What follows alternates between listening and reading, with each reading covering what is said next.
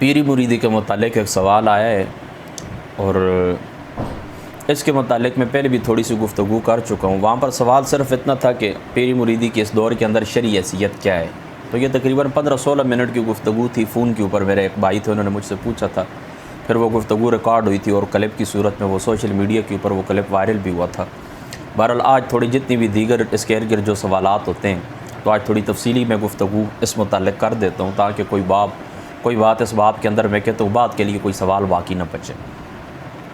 یعنی مروجہ جو طریقہ ہے نا، جس زمانے کے اندر ہم جی رہے ہیں، آپ اس طرح کرتے ہیں کہ کسی بندے کے پاس جاتے ہیں، وہ پیر ہوتا ہے، پیر کے پاس آپ جاتے ہیں، کامل شخص کے پاس آپ جاتے ہیں، آپ اس کے ہاتھ کے اندر ہاتھ دیتے ہیں، اس کو بیعت کا نام دیا جاتا ہے، آپ بیعت اس کی کرتے ہیں، وہ آپ کو کچھ اوراد بتاتا ہے، کچھ وظیفہ بتاتا ہے، پھر زندگی بھر آپ اس کے مرید کہلاتے ہیں، وہ آپ کا پیر کہلاتا ہے۔ اس کی شرعی حیثیت کیا ہے؟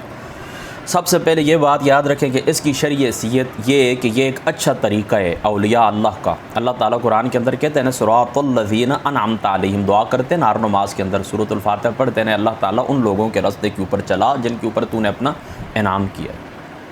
اہدنا الصراط المستقیم صراط الذین انعمت علیہم، جن کے اوپر تو نے اپنا انعام کیا، یا اللہ ان لوگوں کے راستے کے اوپر چلا۔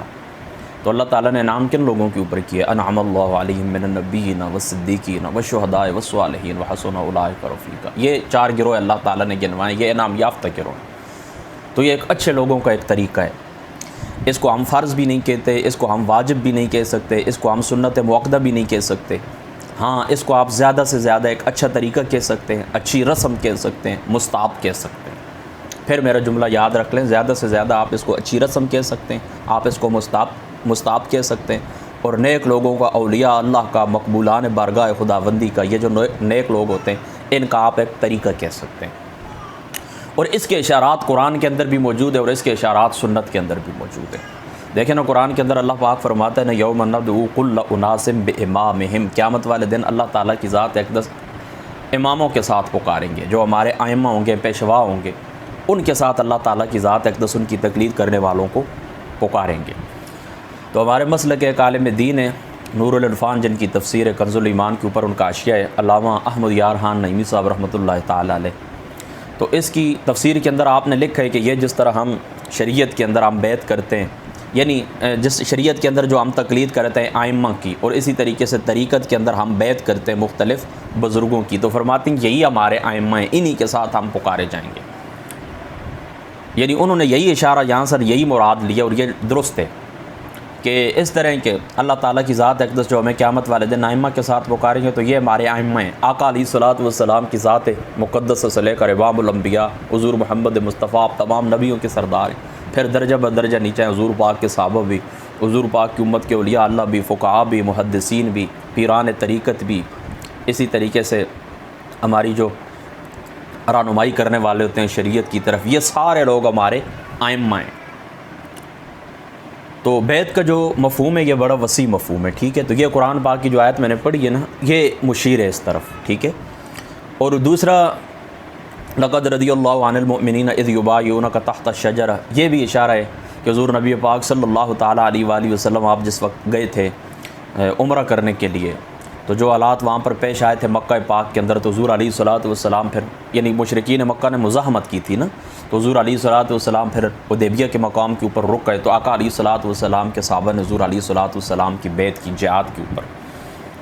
اب آپ سمجھ گئے نا، تو حضور علیہ الصلوۃ والسلام کے جو صحابہ پاک ہیں، مختلف مواقع کے اوپر حضور علیہ الصلوۃ والسلام کی مختلف جگہوں کے اوپر انہوں نے آقا علیہ الصلوۃ والسلام کی بیعت کی ہے، حضور کی بیعت کی ہے، کبھی جہاد کے اوپر بیعت کی ہے، کبھی تقوی کے اوپر بیعت کی ہے، کبھی طاعت کے اوپر بیعت کی ہے، کبھی ائمہ کی نافرمانی نہیں کریں گے، یعنی جو ہمارے امیر ہوتے ہیں ان کی ہم اطاعت کریں گے، نافرمانی نہیں کریں گے، یعنی مختلف جو معروف ہیں، مختلف جو کام ہیں، مختلف جو امور ہیں نیکیوں کے، ان کے اوپر آقا علیہ الصلوۃ والسلام نے صحابہ سے بیعت لی ہے مختلف مقامات کے اوپر، اور مختلف مقامات کے اوپر صحابہ پاک نے مختلف امور پر حضور علیہ الصلوۃ والسلام کی بیعت کی ہے۔ تو یہ بھی ایک اشارہ ہے، یعنی پیری مریدی کا بیعت یہ جو ہونا ہے نا، اس سے بھی یہ اشارہ ہمیں ملتا ہے۔ اور دیکھیں ابھی چونکہ وقت نماز کا بھی ہونے والا ہے، میں نے جو گفتگو ہے وہ مختصر کرنی ہے۔ دیکھیں اللہ تعالیٰ قرآن کے اندر کہتا ہے نا، یا ایھا النبی اذا جاءک المؤمنات یبایعنک علی اللہ युशरिकन बिल्लाहि शैअन वला यसरिकन वला यज़नीन वला यक़्तुलन औलादहुन्न। ये जो कुरान पाक की आयत है ना, ये सूरह मुम्तहिना की आयत नंबर 12 है। मैं फिर देख लेता हूँ, सूरह मुम्तहिना की आयत नंबर, हाँ बिल्कुल, पारा नंबर 28 है और सूरह मुम्तहिना की आयत नंबर 12 है। इसका तर्जुमा अब आला हज़रत फ़ाज़िल बरेलवी रज़ी अल्लाह ताला अन्हु आपने किया, ए नबी जब तुम्हारे हुजूर मुसलमान औरतें हाजिर हों इस बैत करने को कि अल्लाह का शरीक कुछ ना ठहराएंगी, यानी अल्लाह ताला की ज़ात अक़दस के साथ शिरक भी नहीं करेंगी, और वला यसरिकन, और चोरी भी नहीं करेंगी, वला यज़नीन, और नहीं हम क्या बदकारी करेंगी, और नहीं अपने औलाद को कत्ल करेंगी, और ना ही बहतान तराशी करेंगी, ना ही बहतान तराशी करेंगी। और फिर आगे अल्लाह ताला फरमाते हैं वला यासीन कफ़ी मारूफ़िन, और किसी भी नेक अमर के अंदर हम मुखालफत नहीं करेंगी, किसी भी नेक बात की हम नाफरमानी, नेक बात की हम नाफरमानी नहीं करेंगे। तो फिर अल्लाह ताला की ज़ात अक़दस कहते हैं कि वस्तग़फ़िर लहुन्नल्लाह, आप इस तरह करें कि इनकी बैत कर लें और अल्लाह ताला की ज़ात अक़दस के सामने इनके लिए इस्तग़फ़ार करें। हाँ देखें ना, वला यासीन कफ़ी मारूफ़िन फ़बाय्युहुन्ना, आप फिर इनकी बैत कर लें और अल्लाह ताला की ज़ात अक़दस के सामने इनके लिए इस्तग़फ़ार करें। इन्नल्लाह गफ़ूरुर रहीम, अल्लाह ताला की ज़ात अक़दस बख्शने वाला, और अल्लाह ताला की ज़ात अक़दस क्या है, मेहरबान। अब देखें ना, ये सूरह मुम्तहिना की आयत नंबर 12 हो गई, ये भी इशारा है बैत की तरफ। तो इससे भी जो मुरव्वजा पीरी मुरीदी और बैत की जाती है, तो ये जो आयात करीमा मैंने आपके सामने पहले पढ़ी है, या ये इसमें इशारा है, ठीक है, बैत की तरफ, मुरव्वजा जो पीरी मुरीदी है इसकी तरफ इशारा है। अब हुज़ूर नबी पाक सल्लल्लाहु ताला अलैहि वसल्लम के जो सहाबी हैं, मैंने आपको बता दिया कि मुख्तलिफ़ मकामात के ऊपर इस तरह के हुज़ूर अलैहिस्सलातु वस्सलाम के सहाबा ने आका अलैहिस्सलातु वस्सलाम की बैत की है। ये हज़रत उबादा बिन सामित रज़ी अल्लाह ताला अन्हु, आप वाली रिवायत मेरे सामने, आप फरमाते हैं कि हम नबी पाक सल्लल्लाहु ताला अलैहि वसल्लम की ज़ात अक़दस की हमने बैत की है। अब सुने, हमने रसूल पाक सल्लल्लाहु ताला अलैहि वसल्लम से मुश्किल और आसानी में, खुशी और नाखुशी में, यानी हम खुश हों या हम खुश न हों, ख़ुद पर तरजीह दिए जाने की सूरत में, ख़ुद पर तरजीह दिए जाने की सूरत में सुनने और इताअत करने पर बैत की है, और इस बात पर बैत की है कि हम किसी से इसके इक़्तिदार के ख़िलाफ़ जंग नहीं करेंगे, और हम जहाँ हों हक़ के सिवा कुछ नहीं कहेंगे, और अल्लाह अज़्ज़ा वजल के बारे में मुलामत करने वाले की मुलामत से नहीं डरेंगे। अब बात आप समझ गए ना कि हुज़ूर अलैहिस्सलातु वस्सलाम की बैत की गई है किस बाब के अंदर, कि हम सुनेंगे और हम इताअत करेंगे, हर हाल के अंदर, हम खुश हों या हम नाखुश हों, हमारे ऊपर किसी को तरजीह दी जाए या न दी जाए, हम क्या करेंगे, अल्लाह अकबर।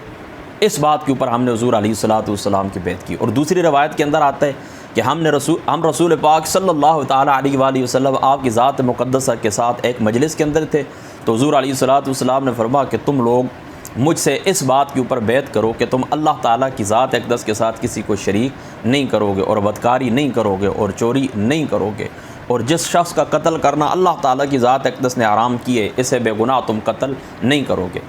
तो तुम में से जिस शख्स ने इस ऐत को पूरा किया, यानी जो वादा तुमने मेरे साथ किया है, इस वादे को जो शख्स पूरा करेगा तो इसका अजर अल्लाह अज़्ज़ा वजल की ज़ात अक़दस के ऊपर है, और जिसने फिर जो वादे किए अगर तुमने इसका इर्तिकाब कर लिया, ये जो मुहर्रमात गिनवाए गए हैं इनका अगर आपने इर्तिकाब कर लिया,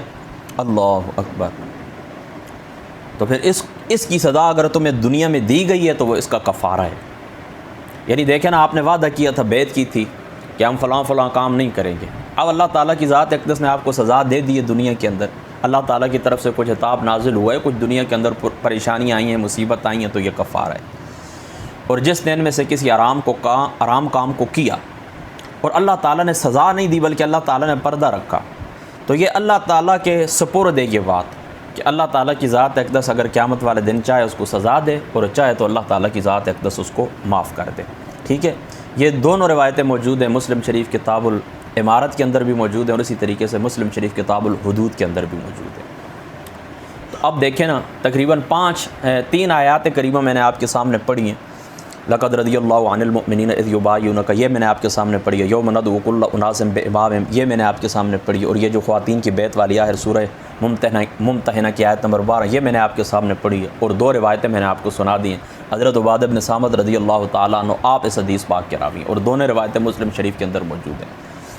تو یہ ثبوت ہے بیعت کرنے کا۔ میں پھر اپنا جملہ دہراتا ہوں تاکہ بات آپ کو اچھے طریقے سے سمجھ آئے کہ حضور علیہ الصلوۃ والسلام کے جو صحابہ تھے، تو آقا علیہ الصلوۃ والسلام کی مختلف مقامات کے اوپر حضور علیہ الصلوۃ والسلام کی انہوں نے بیعت کی ہے۔ تو یہ اشارہ ہے، اگر اس اشارے کو ہم نے سامنے رکھا ہے، اللہ تعالیٰ کے نیک بندوں نے ان اشارات کو دیکھا ہے، قرآن اور سنت کی نصوص کو دیکھا ہے، ان معاملات کو دیکھا ہے، حضور علیہ الصلوۃ والسلام کے جو صحابہ ہیں ان صحابہ کرام کے طرز عمل کو دیکھا ہے، حضور کے بیعت کرنے کے انداز کو، صحابہ کرام کے بیعت کرنے کے انداز کو، اور خواتین کو حضور کے پاس آنا، آقا علیہ الصلوۃ والسلام کا بیعت لینا، تو یہ اشارات ہیں اور یہ دلائل ہیں پیر مریدی کے بیعت کرنے کے۔ یعنی آپ بیعت کرنا ہی کہتے ہیں، پیر مریدی نہ کہیں، بیعت کرنے کے، ٹھیک ہے۔ تو پھر میں اپنا جملہ دہراتا ہوں، ان دلائل سے زیادہ یہ ثابت ہو سکتا ہے کہ یہ ایک بہتر طریقہ ہے۔ یہ کیا ہے؟ ایک بہتر طریقہ ہے۔ پیر مریدی کی شرعی حیثیت ان دلائل کو سامنے رکھتے ہوئے کیا ہے کہ یہ ایک بہتر طریقہ ہے، ایک اچھا طریقہ ہے، اولیاء اللہ کا پسندیدہ طریقہ ہے۔ بس یہ بات، ایک بات یہاں پر ختم ہو گئی۔ اب دوستو میں آپ کو اگلی بات بتاتا ہوں، مرید کیا ہوتا ہے اور پیر کیا ہوتا ہے۔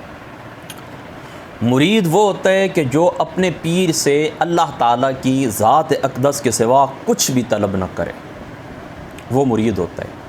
اور پیر کون ہوتا ہے؟ پیر وہ ہوتا ہے کہ جو اپنے مرید کو اللہ تعالیٰ کی ذات اقدس سے ملا دے۔ یہ پیر مرید کی تعریف ہے۔ دوسری بات یہ یاد رکھیں کہ کس شخص کی بیعت کرنی چاہیے۔ اعلیٰ حضرت فاضل بریلوی رضی اللہ تعالیٰ عنہ آپ نے جو 4 شرطیں لکھی ہیں ان کا خلاصہ میں آپ کو سمجھاتا ہوں کہ کسی بھی صحیح العقیدہ سنی عالم دین متقی اور پرہیزگار ہو، کوئی بھی شخص صحیح العقیدہ سنی عالم دین متقی اور پرہیزگار شخص ہو، صاحب ورع ہو، صاحب تقوی ہو، شبہات سے بچنے والا ہو، اور چوتھی شرط پھر ساتھ سید بھی ہو۔ تو یوں کہہ لینا، سید ہو، عالم دین ہو، متقی ہو، صحیح العقیدہ ہو، ایسے شخص کے ہاتھ کے اوپر آپ اپنا ہاتھ دے دیں، ایسے شخص کی آپ بیعت کر لیں۔ اور یہ جو سید ہونے کی شرط ہے نا، یہ اس لیے آپ لوگ بھی اچھی طرح جانتے ہیں کہ مقصد کیا ہوتا ہے، بیعت کرنے کا مقصد کیا ہوتا ہے کہ حضور نبی پاک صلی اللہ تعالیٰ علیہ وآلہ وسلم کی ذات مقدسہ تک ہمارا جو سلسلہ سند ہے یہ متصل وہاں تک ہو جائے، درمیان کے اندر کوئی کڑی ٹوٹی ہوئی نہ ہو۔ تو جو آل رسول ہوتے ہیں وہ حضور علیہ الصلوۃ والسلام کے گھر والے ہوتے ہیں، تو یہ ڈائریکٹ انسان کو وہاں تک پہنچا دیتے ہیں۔ اور باقی جو غیر سید ہوتا ہے تو وہ ظاہری سی بات ہے جاتا وہ بھی وہاں پر ہی ہے، لیکن درمیان کے اندر پھر سلسلے زیادہ بڑھ جاتے ہیں، پھر وہ کسی دوسرے روٹ سے ہو کر وہاں تک جاتا ہے۔ ظاہری سی بات ہے یہ سارے جتنے بھی سلاسل ہیں طریقت کے، یہ جا کر منتج ہوتے ہیں حضرت سیدنا مولا علی المرتضیٰ رضی اللہ تعالیٰ عنہ آپ کی ذات اقدس کے اوپر، یا پھر حضرت سیدنا صدیق اکبر رضی اللہ تعالیٰ عنہ آپ کی ذات اقدس کے اوپر، اور یہاں سے جتنے بھی سلسلے چلتے ہیں وہ جا کر منتج ہوتے ہیں نا حضرت سیدنا غوث الاعظم شیخ عبد القادر جیلانی رضی اللہ تعالیٰ عنہ آپ کی ذات مقدسہ کے اوپر۔ میں پوری ذمہ داری سے آپ کو کہتا ہوں کہ جتنے بھی سلاسل ہیں سب نے فیض لیا ہے کہاں سے؟ حضرت غوث پاک رضی اللہ تعالیٰ عنہ آپ کی بارگاہ پاک سے۔ اور حضرت غوث پاک کون ہے؟ نجیب الطرفین سید ہے۔ تو یہ بات یاد رکھیں، یہ جتنے بھی روٹ ہیں نا مختلف راستوں سے ہوتے ہوئے آقا علیہ الصلوۃ والسلام کی بارگاہ پاک تک ہی پہنچتے ہیں۔ لہذا بہتر یہ ہے کہ سید کے ہاتھ کے اوپر یہ ہاتھ دے دیا جائے، لیکن اگر سید نہ بھی ہو تو باقی جو شرائط اس کے اندر ہونی چاہیے، یعنی متقی ہو، صحیح العقیدہ سنی ہو، عالم دین ہو، یہ شرائط اس کے اندر ہونی چاہیے۔ یعنی وہ جس طرح مختلف کہتے ہیں نا، بس متقی اور کہتے ہیں شبہات سے بچنے والا کہہ دیے تو بس بات ختم ہو گئی نا، وہ آپ کے ذہن کے اندر ہوگا۔ اعلیٰ حضرت نے تو یہ بھی لکھا ہے کہ فاسق معلن نہ ہو، تو بس ٹھیک ہے، جو بندہ متقی پرہیزگار ہوتا ہے تو وہ فاسق تو نہیں ہوتا پھر نا، ٹھیک ہے، آپ سمجھ گئے نا۔ تو یہ شرائطیں پیر کے اندر ہونی چاہیے۔ اور چوتھی بات آپ یہ بھی یاد رکھ لیں کہ اس کا فائدہ اللہ تعالیٰ کی ذات اقدس عطا فرماتے ہیں۔ قرآن اور سنت کے اندر جہاں پر بھی میت کا لفظ آیا نا کہ صحبت، نیک لوگوں کی صحبت اور برے لوگوں کی مجلس سے بچنا، بس یہ سارا وہی راستہ ہے، آپ اس کو سمجھ لیں اچھی طریقے سے کہ نیک بندوں کی صحبت کے اندر بندہ بیٹھتا ہے، اللہ تعالیٰ اس کا فیض عطا فرماتا ہے۔ اور دنیا کے اندر بھی یہ بات یاد رکھیں، جب ایسے شخص کے ہاتھ کے اوپر آپ ہاتھ رکھیں گے، بیعت کریں گے، تو دنیا کے اندر بھی اللہ تعالیٰ کی ذات اقدس آپ کو فائدہ عطا کریں گے، آخرت کے اندر بھی عطا کریں گے، وقت نزاع بھی کریں گے، قبر کے اندر بھی کریں گے، اگر پیر کامل ہو تو۔ پیر اگر کامل ہو تو پھر کیا ہوتا ہے، اللہ تعالیٰ کی ذات اقدس ہر اسٹیج کے اوپر فائدہ عطا کرتے ہیں، دنیا کے اندر بھی، وقت نزاع بھی، قبر میں بھی اور حشر میں۔ اب اس بات کو سمجھ گئے۔ مشہور وال حضرت فاضل بریلوی رضی اللہ تعالیٰ عنہ، آپ نے امام فخر الدین رازی رحمۃ اللہ تعالیٰ علیہ آپ کے متعلق لکھا ہے کہ آپ نے اس طرح کہ جس وقت آپ کا وقت نزاع ہے نا تو ابلیس آپ کے پاس آئے۔ یہ مختلف ہیلے بہانے سے آتے ہیں نا، مقصد ان کا کیا ہوتا ہے، شیطان کا مقصد کیا ہے ابلیس کا، کہ کسی طریقے سے بندہ ایمان سے ہاتھ دھو بیٹھے۔ تو آ کر کہنے لگا پوری زندگی مناظرے مراقبے کرتے رہے، بتاؤ اللہ تعالیٰ کی معرفت کیا ہے، کیا اللہ تعالیٰ کو پہچانا ہے؟ بالکل پہچانا ہے، اللہ تعالیٰ کی ذات اقدس وحدہ لا شریک ہے۔ اللہ تعالیٰ کی معرفت یہی ہے کہ اس جیسا کوئی نہیں ہے، اللہ کی پہچان یہی ہے، اللہ کو پہچاننا یہی ہے کہ اس جیسا کوئی نہیں ہے۔ تو وہ ابلیس تھا، پھر آپ کو بھی پتہ ہے کہ جانتا تو وہ بھی بہت کچھ تھا، تو اس نے دلیل توڑ دی۔ پہلی دلیل آپ نے دی ہے نا، تو ابلیس نے وہ دلیل توڑ دی ہے۔ پھر دوسری دلیل آپ نے پیش کی ہے، یہاں تک کہ 360 دلائل امام فخر الدین رازی رحمۃ اللہ تعالی علیہ آپ نے پیش کی۔ اب کیفیت کے اندر ہم نہیں جاتے کہ یہ کس طرح ممکن ہے، فلاں فلاں بات، بس ٹھیک ہے، ہمیں سند چاہیے۔ اور اعلیٰ حضرت رضی اللہ تعالیٰ عنہ فاضل بریلوی رضی اللہ تعالیٰ عنہ، آپ یہ ہماری سند ہیں، آپ نے لکھا ہے بس آمنا وصدقنا۔ تو 360 دلائل آپ نے دیے، تو وہ رد کرتا رہا۔ تو ان کے جو پیر و مرشد تھے امام فخر الدین رازی صاحب رحمۃ اللہ تعالی علیہ، بھی ان کا نام میرے ذہن کے اندر تھا، بس سکپ ہو گیا ایک دم۔ تو ان کے جو پیر و مرشد ہیں نا، وہ دیکھ رہے تھے وضو کے اوپر، وضو آپ فرما رہے تھے نا ایک جگہ کے اوپر بیٹھ کر، تو نگاہ تھی۔ یہ وہی لوگ ہیں جن کے متعلق اللہ تعالیٰ فرماتا ہے کہ پھر یہ میرا قرب، اتنا میرا قرب حاصل کر لیتے ہیں کہ پھر میں ان کی آنکھیں بن جاتا ہوں، میں ان کے کان بن جاتا ہوں۔ تو یہ اللہ تعالیٰ کے نور سے دیکھنے والے ہوتے ہیں، اللہ تعالیٰ کے نور سے سننے والے لوگ ہوتے ہیں۔ تو انہوں نے پھر اسی طرح کیا کہ اپنے مرید کی طرف توجہ فرمائی اور کہا تم اس طرح کیوں نہیں کہہ دیتے کہ میں اللہ تعالیٰ کو بغیر دلیل کے ایک مانتا ہوں۔ تو جب امام فخر الدین رازی صاحب رحمۃ اللہ تعالیٰ آپ نے یہ جواب دیا نا کہ جا تیرے اوپر لعنت و ابلیس، میں اللہ تعالیٰ کی ذات اقدس کو بغیر کسی دلیل کے ایک مانتا ہوں، وحدہ لا شریک تسلیم کرتا ہوں، تو پھر اس طرح ہوا کہ بس پھر شیطان، ظاہری سی بات ہے اب جواب نہیں تھا نا۔ آج دنیا کے اندر بھی دیکھیں نا، کوئی بندہ آپ کے پاس آتا ہے نا فتنے فساد کی بات کرتا ہے، تو ہم اس کو کیا کہتے ہیں، تم جو مرضی کہتے رہو، ہم نے تمہاری کسی بات کو تسلیم نہیں کرنا۔ اگر ہم اس کے ساتھ بحث میں الجھ جائیں تو وہ بھی الجھ جاتا ہے، پھر باتیں آگے بڑھتی رہتی ہیں۔ تو ایسے شخص کو آپ ہرا تو نہیں سکتے، شیطان کے چیلے ہوتے ہیں، تو ان سے جان چھڑانے کا ایک ہی طریقہ ہوتا ہے، وَإِذَا خَاطَبَهُمُ الْجَاهِلُونَ قَالُوا سَلَامًا، بس انہیں اسلام میں متارکت کرو، دفع کرو ان کو۔ تو انہوں نے کہا، امام راضی صاحب نے کہا کہ میں بغیر دلیل کے اللہ تعالیٰ کی ذات اقدس کو ایک تسلیم کرتا ہوں۔ پھر یہاں سے اس کی نہیں دال گلی، پھر وہ واپس چلا گیا۔ تو بات کرنے کا مقصد ہی یہ جو پیر ہوتے ہیں، کامل جو پیر ہوتے ہیں، کامل جو پیر ہوتے ہیں، تو یہ ہر صورت پھر اپنے مرید کی حفاظت کرتے ہیں، مرید کے اوپر ان کی نگاہ ہوتی ہے، تو ان کا فائدہ اللہ تعالیٰ دنیا میں بھی، آخرت میں بھی اور برزخ میں بھی بندے کو عطا فرماتا ہے۔ وہ ابن ماجہ شریف کی ایک روایت بھی ہے، بڑی طویل ہے، کہ بہرحال چلو انشاءاللہ تعالیٰ پھر زندگی رہی تو اب آگے ایک پروگرام آ رہا ہے شان اولیاء اللہ کے اوپر، تو وہاں پر انشاءاللہ تعالیٰ میں گفتگو کروں گا۔ 2017 کے اندر میری چھپر شریف کے اندر شان اولیاء اللہ، وہاں پر جو میرا خطاب تھا، وہاں پر میں نے وہ روایت بیان کی تھی، تو لیکن وہ جو تقریر وہ کیمرے کے اندر ہی پڑی ہوئی ہے، میں نے اس دن دیکھی ہے، وہ انشاءاللہ تعالیٰ اس کا کچھ انتظام اس طرح کروں گا۔ کوئی ماہر آدمی ہو نا، تو وہ پرانی جو کیسٹیں ہوتی ہیں نا، تو وہ کیسٹ والا کیمرہ ہے نا، ریل جس کو ہم کہتے ہیں، تو وہ اس طرح کہ پھر اس کو انشاءاللہ تعالیٰ زندگی رہی نا، تو وہ پروگرام اس کیمرے سے میں اپلوڈ کرواؤں گا یہاں پر یوٹیوب کے اوپر انشاءاللہ تعالیٰ۔ تو انشاءاللہ پھر اس آگے پھر پروگرام آ رہا ہے نا، تو وہ روایت انشاءاللہ تعالیٰ میں تفصیلی وہاں پر بیان کر دوں گا۔ بہرحال یہ اللہ تعالیٰ کے نیک بندوں کی صحبت کے اندر ان کی بیعت کرنے کی یہ فوائد ہیں، ہر صورت اللہ تعالیٰ عطا فرماتے ہیں۔ پانچویں بات آپ لوگ یہ یاد رکھیں، یعنی آپ موجودہ حالات کے اوپر بھی تھوڑی سی گفتگو کر لوں نا، یہ تو ساری باتیں ہو گئی نا کہ جو آپ نے اس کی شرعی حیثیت پوچھی ہے، اس کے فوائد ہوتے ہیں یا نہیں ہوتے، یہ جتنی باتیں تھیں یہ ساری میں نے آپ سے کر دی ہیں۔ فوائد و برکات میں آپ کو پہلے بھی بتا چکا ہوں نا کہ ہر صورت حاصل ہوتے ہیں، اس دنیا کے اندر بھی حاصل ہوتے ہیں، پھر برزخ کے اندر بھی حاصل ہوتے ہیں، اور آخرت کے اندر بھی حاصل ہوتے ہیں، اس میں کوئی شک شبے کی گنجائش نہیں ہے۔ تو مرید ہونے کا مقصد بھی میں نے آپ کو بتا دیا کہ مرید ہونے کا مقصد کیا ہوتا ہے، بس اللہ تعالیٰ کی ذات کی پہچان، اللہ تعالیٰ کی ذات اقدس کی معرفت، اللہ تعالیٰ کی ذات اقدس سے تک پہنچنا۔ اور میں یہ بات بھی کر چکا ہوں، اس کے ضمن میں پھر دوسری بات کرتا ہوں کہ مرید کا کام صرف کیا ہے، پیر سے کیا توقع رکھے، بس اللہ تعالیٰ کی ذات اقدس، کہ یہ جو میرے پیر ہیں بس ایک سوچ میں لے کر ان کے دربار کے اوپر آئے ہوں، ان کی میں نے بیعت کی ہے، کیا کہ مجھے اللہ کی ذات سے ملا دیں۔ اور پیر کون ہوتا ہے؟ بس فقط اپنے مرید کو اللہ تعالیٰ کی ذات اقدس کے ساتھ ملا دیں۔ اس لیے بتائیں کہ آج کل کے زمانے کے اندر دیکھیں، کوئی بھی کسی بھی خانقاہ کے اوپر آپ چلے جائیں نا، تو کسی بھی خانقاہ کے اندر آپ جائیں نا تو وہاں پر آپ کو کچھ نہ کچھ اختلاف ضرور سننے کو ملے گا۔ یہ جو پیران عظام ہوتے ہیں ان کے آپس میں بھائیوں کے ساتھ اختلاف ہوتے ہیں، پھر ان کی آگے اولادیں ہیں، اولادوں کے ساتھ اختلاف ہوتے ہیں، پھر چھوٹے بچے ہیں، پھر تیسری چوتھی نسل آ جاتی ہے، ان کے ہوتے ہیں۔ تو جو مرید ہوتے ہیں اکثر میں نے دیکھا ہے کہ وہ اس طرح کرتے ہیں نا کہ ان جھگڑوں کے اندر الجھ جاتے ہیں۔ تو کچھ لوگ ایک بزرگ کی سائڈ پکڑ لیتے ہیں، ایک بھائی کو سپورٹ کرتے ہیں، دوسرے کو کرتے ہیں، تیسرے کو کرتے ہیں، یہاں تک کہ پھر اتنی ضد اور تعصب کے اندر آ جاتے ہیں کہ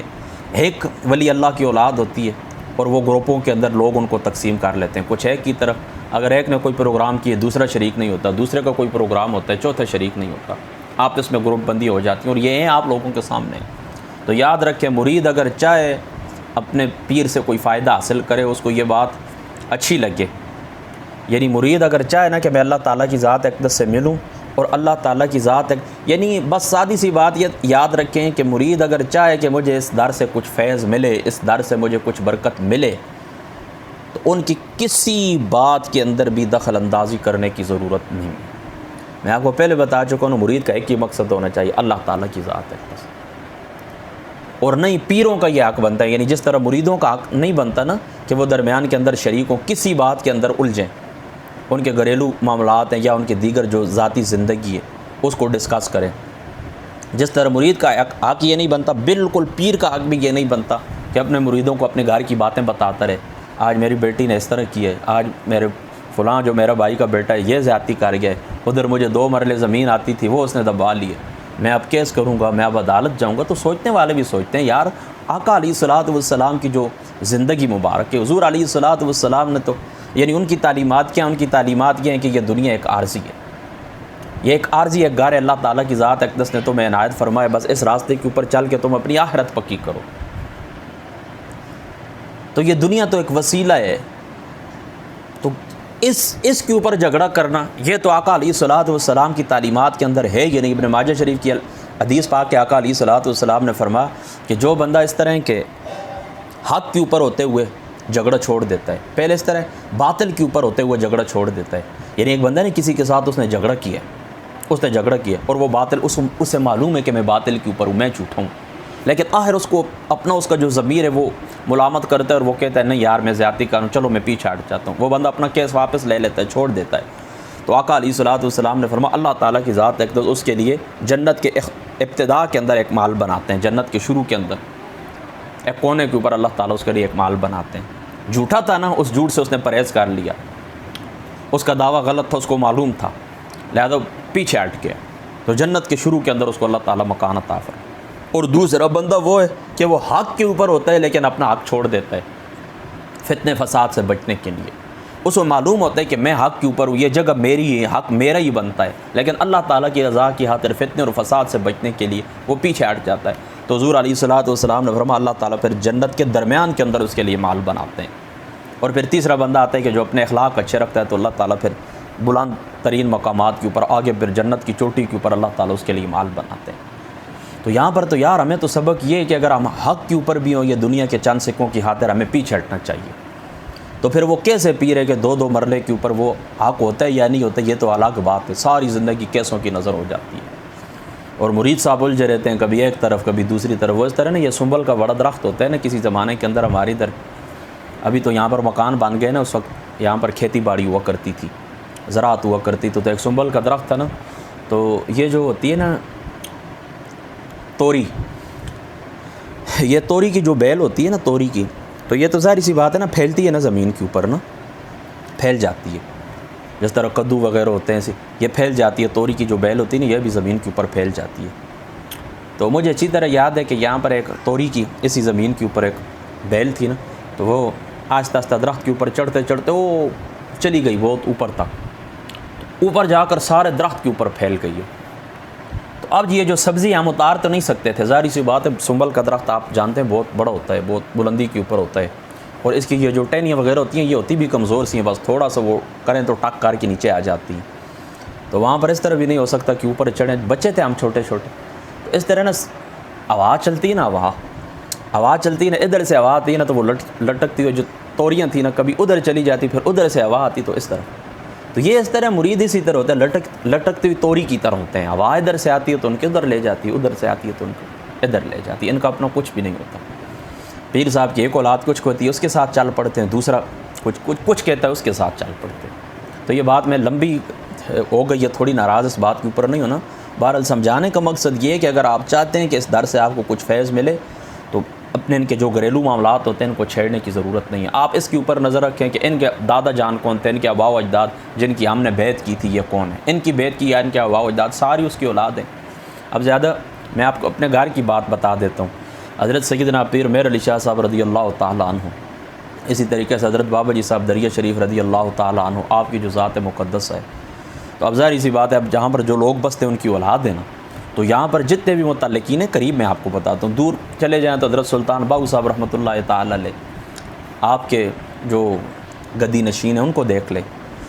تو اس طرح نا اب ہمیں کیا ہماری نظر کس کے اوپر ہونی چاہیے؟ ہماری نظر ہونی چاہیے حضرت سیدنا پیر مہر علی شاہ صاحب رضی اللہ تعالیٰ عنہ آپ کی ذات اقدس کے اوپر، کہ یہ سارے ان کی اولاد ہے، ہمارے لیے سب برابر ہیں، تو سب کا برابر احترام ہونا چاہیے۔ حضرت بابا جی صاحب دریا شریف رضی اللہ تعالیٰ عنہ ساری ان کی اولاد ہے، سارے اسی گلشن کے پھول ہیں، چھوٹے سے لے کر بڑے تک، اور بڑے سے آگے پھر جدی پشتی جتنے بھی اوپر تک چلے جائیں، سب اولاد ہیں ان کی، لہذا سب کے ساتھ ہمارا برابر پیار، برابر محبت اور برابر احترام ہونا چاہیے۔ اسی طریقے سے حضرت سلطان باہو صاحب ہوں یا عبداللہ شاہ غازی صاحب ہوں کراچی والے، یا اٹک خرد والے بزرگوں، کہاں پر بھی آپ چلے جائیں نا، آپ ان کے اوپر نظر رکھا کریں کہ یہ کون ہے اور یہ کون ہے، وہ ہیں اور یہ ان کی اولاد ہے۔ آپس کے جو اختلافات ہیں ہزار باروں، کون سا ایسا گھر ہے جس کے اندر اختلافات نہیں، جہاں پر 4 برتن بھی پڑے ہوئے ہیں تو وہ آپس میں ٹکرا جاتے ہیں، وہاں پر کھنکنے کی آواز آتی ہے۔ تو اب ظاہر سی بات ہے کہ انسان ہے، شرح عقائد والے لکھتے ہیں کہ اس بات کے اوپر اجماع ہے کہ انسانی عقل مختلف ہے۔ تو جب ظاہر سی بات ہے گھر کے اندر 10 افراد ہو، 12 افراد ہو، تو عقل جب مختلف ہے تو بات بھی مختلف ہوگی، نظریہ بھی مختلف ہوگا، کسی کا سیاسی اختلاف ہوتا ہے، کسی کا مسلکی اختلاف ہوتا ہے، کسی کا اور زمین جائیداد کی تقسیم کا اختلاف ہوتا ہے، ضروری بھی ہوتے ہیں بعض، اور یہ اور معاملات بھی ہوتے ہیں، فطری کچھ معاملات بھی ہوتے ہیں۔ تو آپس میں جو چھوٹا موٹا اختلافات ہے کبھی بھی ان کے سامنے توجہ آپ نے نہیں دینی، ان کے اندر نہیں الجھنا، اور نہیں پیر صاحبان کا یہ حق بنتا ہے کہ وہ بیٹھے ہوئے اور اپنے مریدوں کو اس بات کے اندر الجھا دیں۔ اب میری بات آپ سمجھ گئے نا، تو بات لمبی ہو جائے گی۔ اب ایک اور بات رہتی ہے، دیکھیں جو موجودہ دور ہے نا، موجودہ دور، اس موجودہ دور کے اندر آپ کو بہت سنبھل کے آپ نے پاؤں رکھنا ہے۔ یہاں پر اس طرح نا آپ ہر دوسری گلی کے اندر جائیں نا تو وہاں پر تمام سلاسل کے اندر بیعت کرنے والے آپ کو ملیں گے، یہاں تک کہ وہ لوگ بھی، میں نام نہیں لیتا، جنہوں نے پیری مریدی کو شرک لکھا ہے اور پیری مریدی کو حرام لکھا ہے اور سنت کے خلاف لکھا ہے اور بدعت لکھا ہے، وہ بھی سارے سلاسل کے اندر بیعت کرتے ہیں، کہتے ہیں جی جس سلسلے کے اندر، قادریہ سلسلے کے اندر ہم بیعت کرتے ہیں، چشتیہ سلسلے کے اندر ہم بیعت کرتے ہیں، سہروردیہ سلسلے کے اندر ہم بیعت کرتے ہیں، نقشبندی سلسلے کے اندر ہم بیعت کرتے ہیں، اویسی سلسلے کے اندر ہم بیعت کرتے ہیں، رفاعیہ سلسلے کے اندر ہم بیعت کرتے ہیں، اور ان کی کتابیں بری ہوئی ہیں بیعت کے خلاف۔ تو ہر دوسری گلی کے اندر آپ جائیں گے نا تو آپ کو یہ لوگ ملیں گے، تو خبردار خبردار خبردار، انتہائی سوچ سمجھ کر آپ نے قدم اٹھانے۔ جس طرح اچھے لوگوں کی صحبت فائدہ دیتی ہے، اسی طرح برے لوگوں کی صحبت یہ زہر قاتل ہے۔ جس طرح اچھی صحبت رنگ لاتی ہے، اسی طرح بری صحبت بھی پھر برا رنگ چڑھاتی ہے۔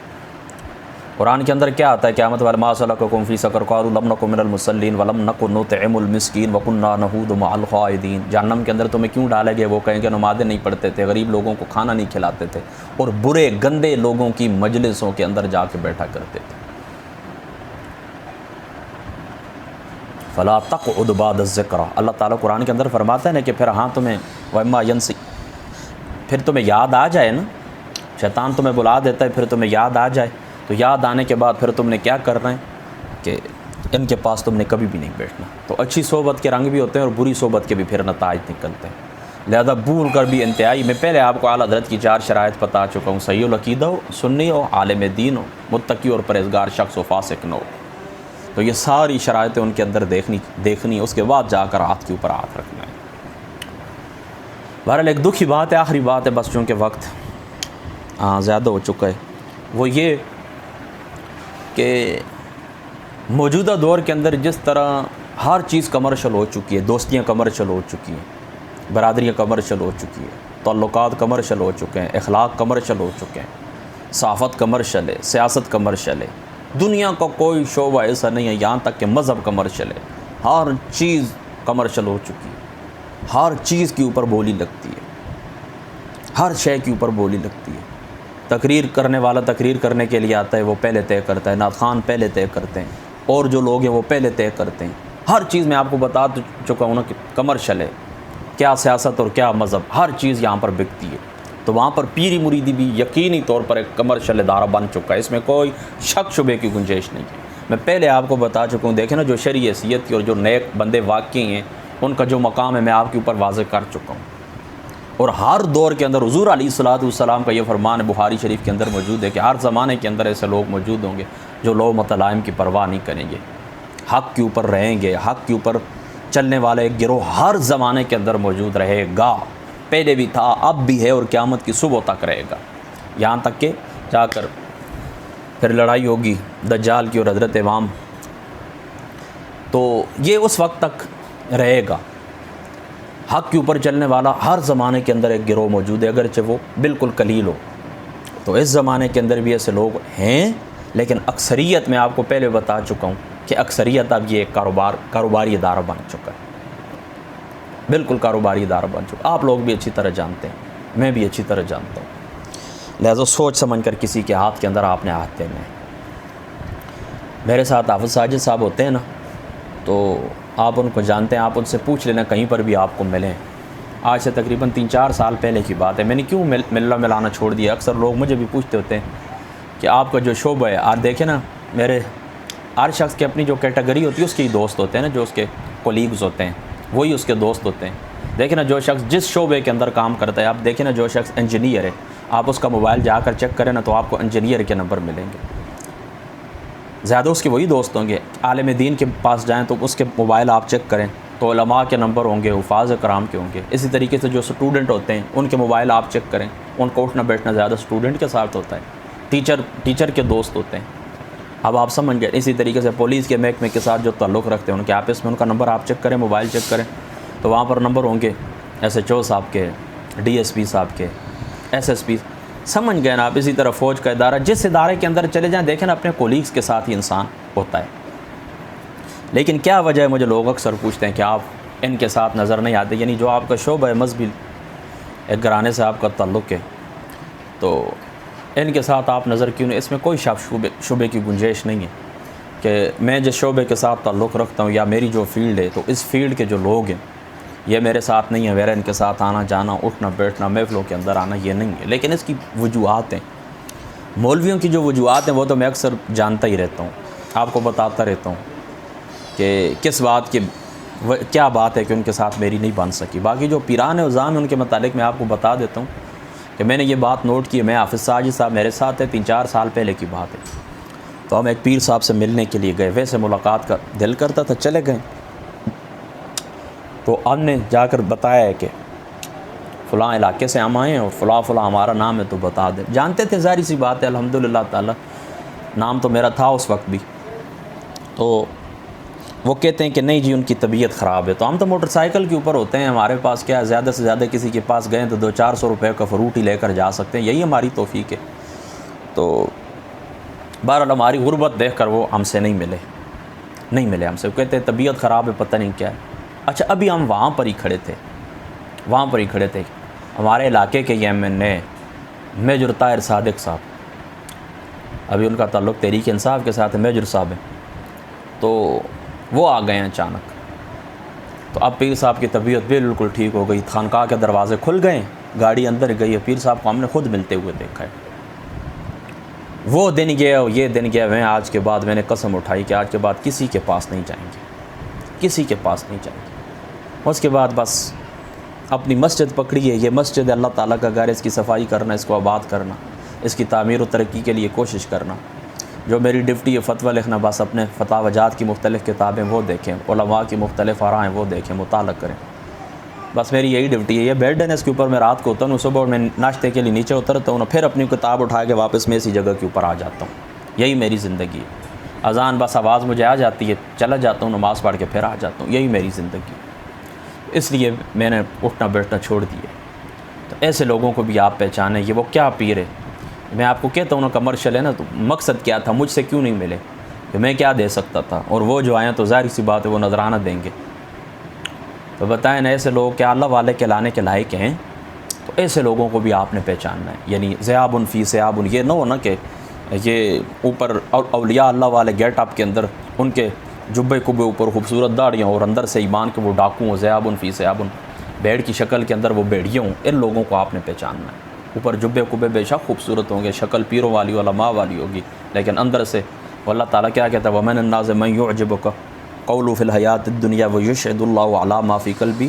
وَهُوَ أَلَدُّ الْحِسَامِ إِذَا تَوَلَّىٰ فِي الْأَرْضِ سَعَىٰ فِي الْأَرْضِ لِيُفْسِدَ فِيهَا وَيُهْلِكَ الْحَرْثَ وَالنَّسْلَ وَاللَّهُ لَا يُحِبُّ الْفَسَادَ۔ بس ان فسادی لوگوں کو آپ نے پہچاننا ہے۔ دو تین باتیں اور بھی رہتی ہیں، بہرحال یہاں پر ہی بات کو ختم کرتے ہیں۔ اللہ تعالیٰ کی ذات اقدس عمل کی توفیق عطا فرمائے۔ واخر دعوانا الحمدللہ۔